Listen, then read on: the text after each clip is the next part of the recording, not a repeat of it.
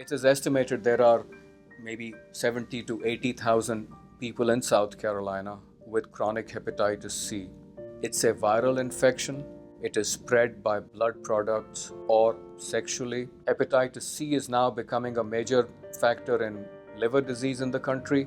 It's the commonest reason for liver transplant in the United States, the commonest cause of liver cancer in the United States. So it's a big problem. There is a cure for it, but providers are hungry for knowledge. And so this forum is a way to give providers best practices and evidence-based guidelines on how to treat their patients. Some of the drugs.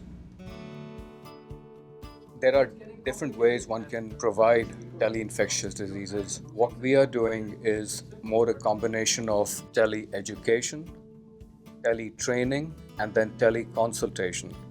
So instead of us directly seeing the patient, we have sessions in which providers around the state, and in fact from different parts of the country now, present their difficult cases to us, and then we give recommendations on those cases.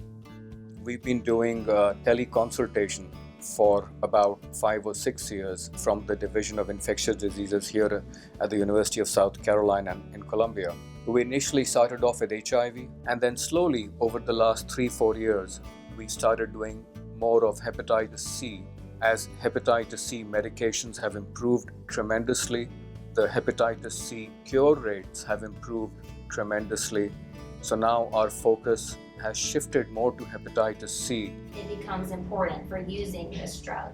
So what my role typically is kind of looking at these patients from a different perspective. A lot of the times we're looking through the view of the provider, but looking from the perspective of a pharmacist can be very different. So we're trained to think drugs first. So we're looking at medication evaluation, drug-drug interactions, looking at the labs, making sure that these patients' laboratory data is relevant, and everything that we do virtually is HIPAA protected. So it's all de-identified information. So there's nothing that's going to relate this information back to a specific patient.